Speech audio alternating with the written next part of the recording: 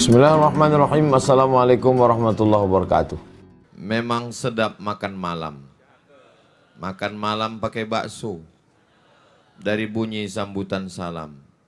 Nampaknya jamaah belum buka puasa. Apa kabar Bapak Ibu semua? Sehat?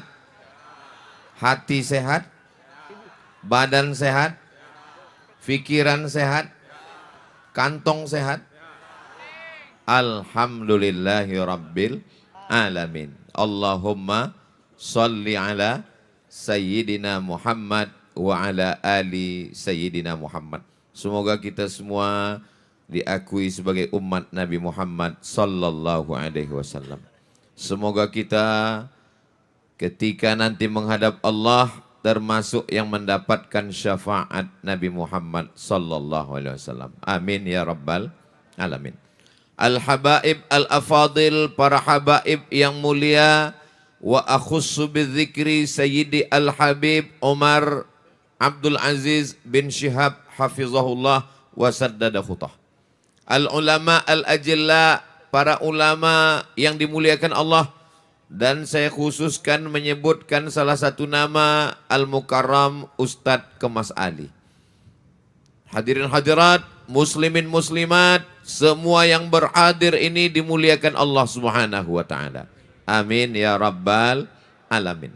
Kalau kita lihat dari bawah, melihat Bapak Gubernur yang baru, Bapak Haji Herman Deru, melihat Bapak Wali Kota, Wakil Wali Kota Palembang yang baru, Bapak Ratu Dewa dan Bapak Prima Salam, melihatnya enak atau tidak enak?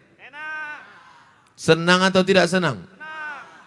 Bagi orang yang tidak mengikuti bagaimana perjalanan hidup mereka, orang akan melihatnya, oh enak sekali perjalanan hidup mereka ini. Tapi saya yang selalu datang ke bumi Sriwijaya, yang selalu datang ke Palembang, 3 orang ini saya selalu ikuti fase proses kehidupan mereka. Ketika, mohon maaf, bukan ingin membangkit luka Bapak Haji Herman Deru. Tapi ketika saya datang saat 40 hari almarhumah, pulang dari situ saya berpikir, kira-kira Pak Haji Herman Deru ini apakah masih sanggup menjalani hidup ke depan. Pukulan yang paling berat dalam hidup adalah Nabi menyebutnya as-sadmatul ula. Pukulan yang sangat keras, pukulan yang sangat kuat, mesti kuat mengembalikannya kepada Allah. Inna lillah wa inna ilaihi raji'un. Buah hati belayan jiwa, hasil dari cinta dan kasih sayang, dibesarkan dari mulai kecil sampai besar dan dewasa, tiba-tiba ditarik oleh Allah Subhanahu wa taala, dan beliau lulus melewati ujian itu. Rupanya Allah ingin membalas, dan akhirnya hari ini kita melihat apa yang diinginkan Allah, supaya semuanya diserahkan kepada Allah, semuanya pinjaman dari Allah, semuanya hanya diberikan Allah sekejap, setelah itu ditarik oleh Allah, dan mulut berkata, pikiran mengembalikan, hati menenangkan, mulut mengucapkan inna lillah wa inna ilaihi raji'un. Bagaimana pula dengan Bapak Ratu Dewa? Dikatakan sebagai orang kampung, tak punya potongan untuk jadi pejabat, tidak layak untuk menjadi pemimpin, dipermalukan di depan orang banyak, ratusan orang. Jangankan untuk menjadi pemimpin, mimpi pun tak layak. Tapi beliau bisa menahan emosinya. Saya yang mendengarkan pula yang emosi. Beliau bisa menahan, beliau tidak membalas, beliau balas dengan perbuatan baik. Lalu kemudian hari ini kita melihat balasan. Apa janji Allah? Innama yuwaffas sabiruna ajrahum bighairi hisab. Orang yang sabar akan diberikan balasan bighairi hisab. Bighairi hisab artinya tak bisa dihitung, unlimited. Tapi ada makna lain dari bighairi hisab. Maknanya tidak terfikirkan oleh akal manusia. Yang dikatakan dari kampung, yang dikatakan jangankan jadi pejabat, mimpi saja tidak layak.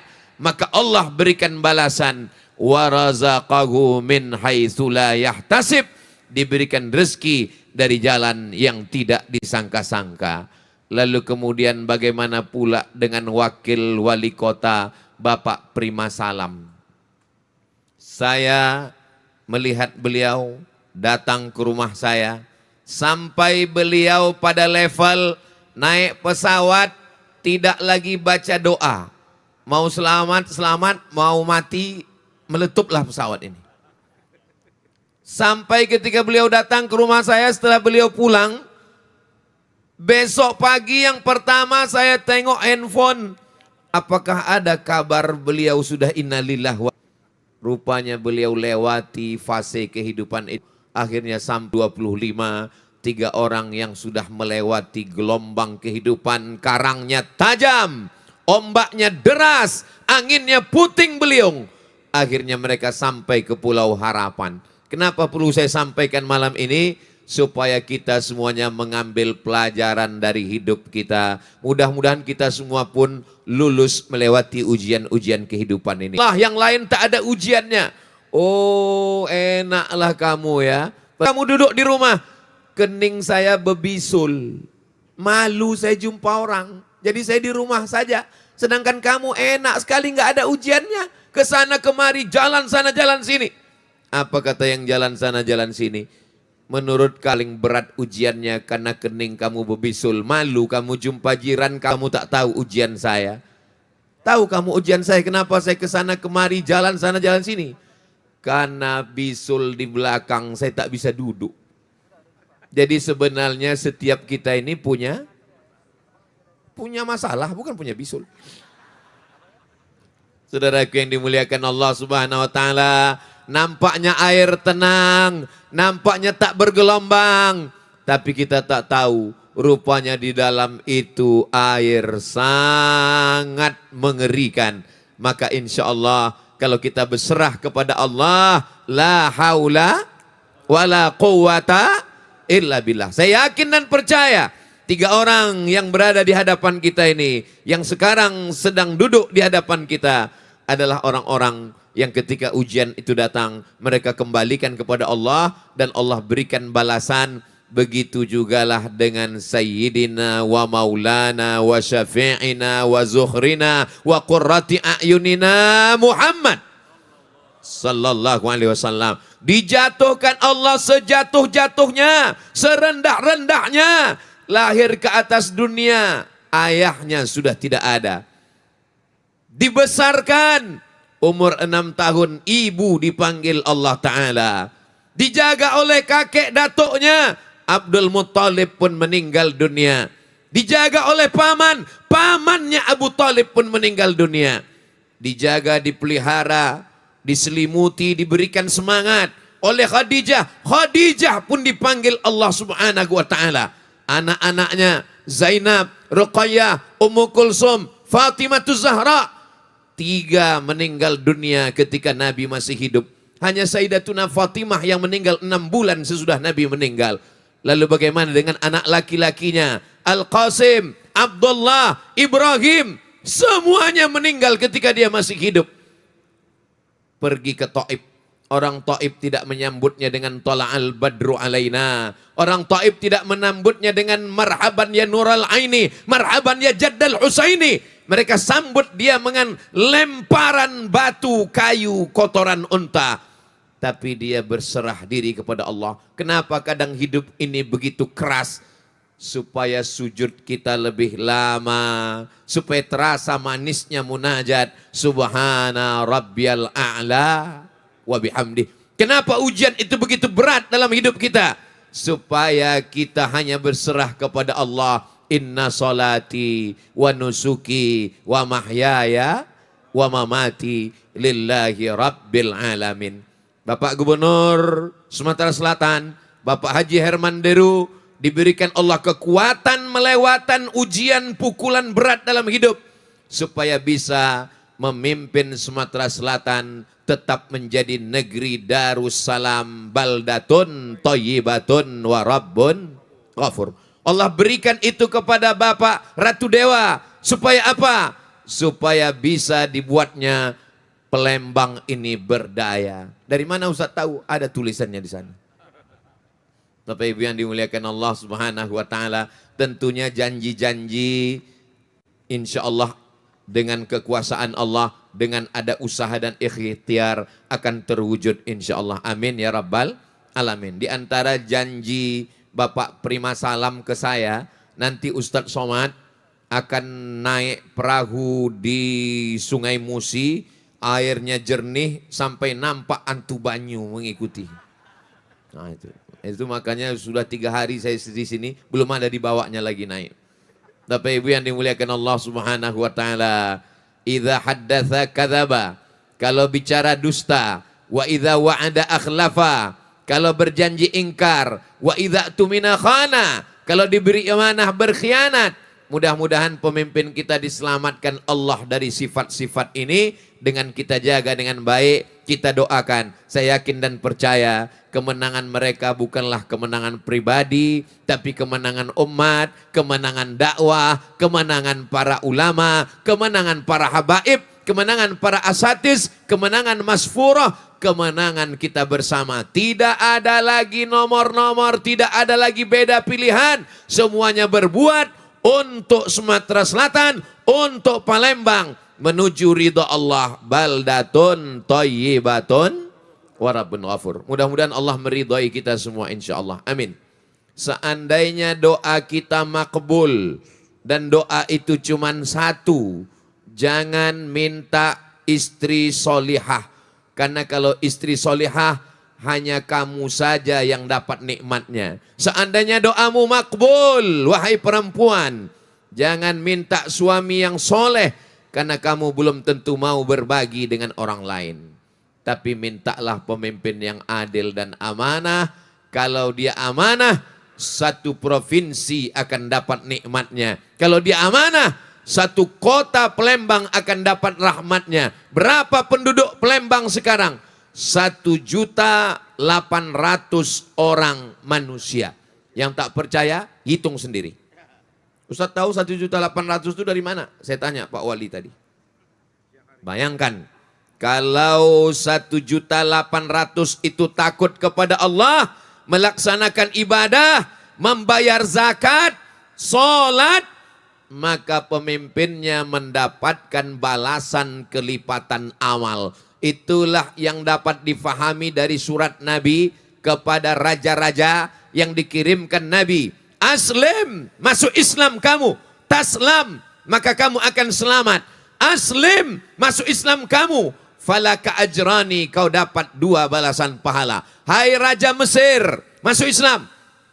Kalau kau masuk Islam, rakyatmu akan dapat 2 balasan pahala. Hai Raja Romawi, masuk Islam. Kalau kau masuk Islam, maka rakyatmu beribadah, kau dapat 2 balasan pahala. Pertama, balasan sebagai pemimpin. Kedua, amal jariah karena rakyatmu ikut berbuat baik. Apa kata seorang filosof, sosiolog muslim bernama Abdurrahman Ibnu Khaldun? Ar-ra'iyah ala dini mulukihim. Rakyat mengikut agama raja-rajanya. Kalau rajanya baik, rakyat ikut jadi baik. Kalau agama rajanya taat kepada Allah, rakyat menjadi ikut kepada Allah. Kenapa kalau disebut Melayu adalah Islam? Karena ketika ulama datang, raja-raja Melayu bersyahadat, asyhadu an la ilaha illallah wa asyhadu anna Muhammadan Rasulullah. Maka kalau sudah disebut Melayu pasti Islam. Melayu adalah Islam. Kalau ada Melayu tidak Islam, hilang me-nya, tinggal layunya. Kalau disebut Minangkabau, itu Islam. Kalau ada Minangkabau yang tidak Islam, hilang Minangnya, tinggal kabaunya. Saudaraku yang dimuliakan Allah Subhanahu wa taala. Tapi Islam, wa ma arsalnaka illa rahmatan lil alamin. Islam tidak rahmatan lil muslimin. Islam tidak rahmatan lil mu'minin. Islam rahmatan lil alamin. Semesta alam. Walaupun namanya Palembang Darussalam, walaupun namanya Sumatera Selatan Darussalam, tapi yang tidak Islam semuanya tetap mendapatkan salam. Allah yang kita sembah itu diantara namanya Ya Rahman, Ya Rahim, Ya Malik, Ya Kudus. Yang kelima, Ya Salam. Allah yang kita sembah itu salam. Maha kedamaian, maha keselamatan. Maka selesai sholat kita katakan Allahumma antas salam wa minkas salam wa ilaika ya'udus salam fahayyina rabbana bisalam. Selamat siapapun yang datang ke Palembang ini, walaupun agamanya beda, walaupun akidahnya beda. Ada orang non-muslim yang datang ke Palembang ini tiba-tiba pulang hilang kepalanya. Enggak ada. Paling-paling hilang rendangnya. Itu pun kalau niatnya betul tulus. Tidak mungkin rendang sebanyak itu apinya kecil. Menurut ilmu perendangan, itu rendang itu mesti dimasak paling tidak 4 jam baru matang. Apinya mesti besar. Apalagi kalau sampai 100-200 kilo. Jadi kalau apinya kecil, rendangnya sebanyak itu ditinggalkan. Itu memang namanya rendang konspirasi. Orang Palembang, wah tunggu jangan tepuk tangan dulu, tunggu. Wajib menjaga harkat martabat harga dirinya.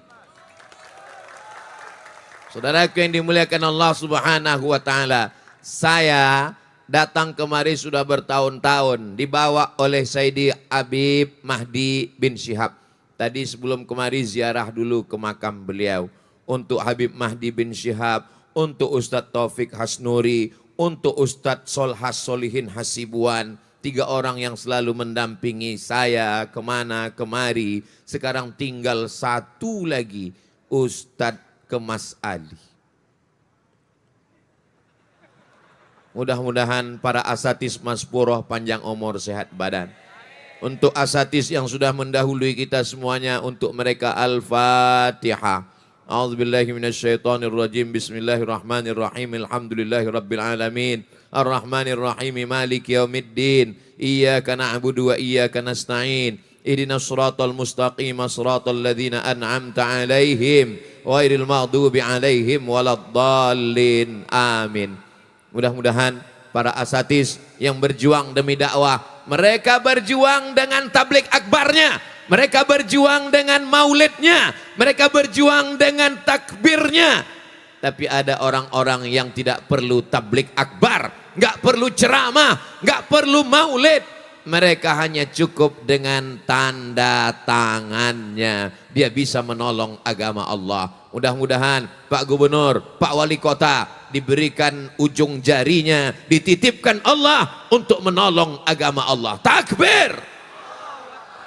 Orang yang paling rugi adalah orang yang pernah hidup, pernah dititipkan kekuasaan, tapi tidak dipakai untuk menolong agama Allah. Saya yakin dan percaya duduknya mereka ditampuk kekuasaan. Ini adalah doanya para habaib, ini adalah doanya para ulama, ini adalah doanya para wali-wali Allah yang ada terkubur di tanah yang mulia ini. Mereka selalu minta kepada Allah supaya Islam tetap terjaga, supaya pondok pesantren terpelihara, supaya penghafal Quran terlindungi. Mudah-mudahan duduknya mereka menjadi rahmat buat kita semua. Mudah-mudahan itu diperkenankan, dikabulkan, apalagi di malam-malam Ramadan, yang malam ini kita sudah masuk pada malam yang ke-25. Betul? Hah? 20? Saya mancing aja sebetulnya. Malam yang ke-24.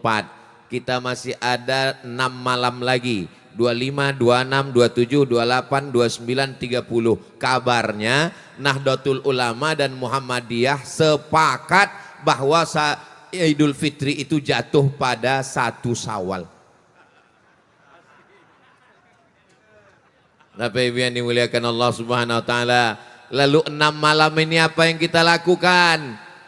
Titik nol kota Palembang, titik nolnya adalah Masjid Agung. Ada orang titik nolnya di gunung, ada orang titik nolnya di laut. Tapi Palembang, Darussalam, titik nolnya adalah dari depan masjid. Ustadz tahu dari mana? Tadi saya ditunjukkan. Ustadz Somad, tahu Ustadz titik nol mana Palembang ini? Ah, ini titik nol. Betul, titik nol orang Islam, titik nol orang beriman, titik nol Muslim adalah ketika saat dia dilahirkan. Asyhadu an la ilaha illallah. Itulah titik nol kita berawal. Dan titik nol kita akhir adalah laqinu mautakum, talqinkan orang yang mau mati. Saya tengok perahu ini dari tadi ke sana kemari, ke sana kemari, macam setrika. Saat hilang pula bahan saya. Titik nol seorang muslim adalah suara yang berkumandang di menara masjid. Asyhadu an la ilaha illallah. Saat matinya kalimat yang sama. Laqinu mautakum, talqinkan orang yang mau mati sakratul maut di antara kamu. Bisikan di telinga adalah la ilaha illallah. Ibu-ibu, kakak-kakak yang kebetulan suaminya payah betul bangun sahur, saya kasih satu jurus, nanti bisa diamalkan. Bisikkan ke telinganya, la ilaha illallah. Kenapa Ustaz terlambat ngasih taunya? Enggak apa-apa, praktekkan 5 malam ini. Siap? Ah, mereka udah siap, hati-hati yang laki-laki. Banyak juga di beberapa tempat yang saya kunjungi itu, kepala-kepala daerah, pejabat-pejabat nggak ngerti dengan solawat-solawat ini.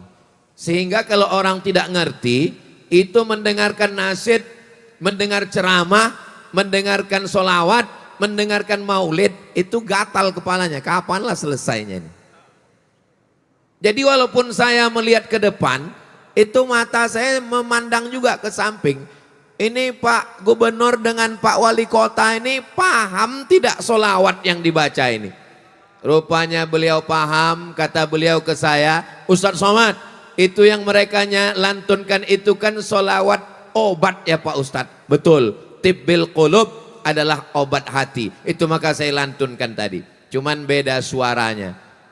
Suara munsyid kita malam ini halus sekali. Saya ditanya Pak Erman Deru, Pak Gubernur, Ustadz Somad, itu suaranya kenapa halus? Karena pita suaranya itu rapat. Sedangkan kita ini yang suaranya kasar ini, itu pita suaranya itu jarang. Jadi saya termasuk suara yang kurang bagus. Ustadz Somad kalau bagus suaranya gimana? Saya kalau bagus suara saya datang ke KPU. Yang lambat ketawanya loading. Saudaraku yang dimuliakan Allah Subhanahu wa taala, ada yang berdakwah dengan suaranya, ada yang berdakwah dengan ayat Quran hafalannya, ada yang berdakwah dengan tanda tangannya. Ini sudah makom yang diberikan Allah masing-masing. Jangan kita cemburu. Diberikan Allah ini kepada mereka supaya mereka menolong agama Allah dengan ujung jari mereka. Sedangkan saudara kita, adik-adik kita, para munsyid yang suaranya merdu, mereka menolong agama Allah dengan syiar lagunya, dengan serulingnya, dengan biolanya, dengan gambusnya, dengan utnya, dengan hadrahnya. Lalu kemudian ada pula yang berjuang menolong agama dengan pondok pesantrennya. Kullun ya'malu ala syakilatih. Semua beramal dengan bidang yang diberikan Allah masing-masing. Semua kita ini ada bakatnya masing-masing. Ada yang tua yang bijaksana, Abu Bakar Siddiq. Anak muda yang bertenaga, Umar bin Khattab. Anak muda yang cerdas, Ali bin Abi Thalib. Anak muda yang banyak harta, Utsman bin Affan. Perempuan yang cerdas, Aisyah. Perempuan yang Oh, lama-lama saya yang terbang ini.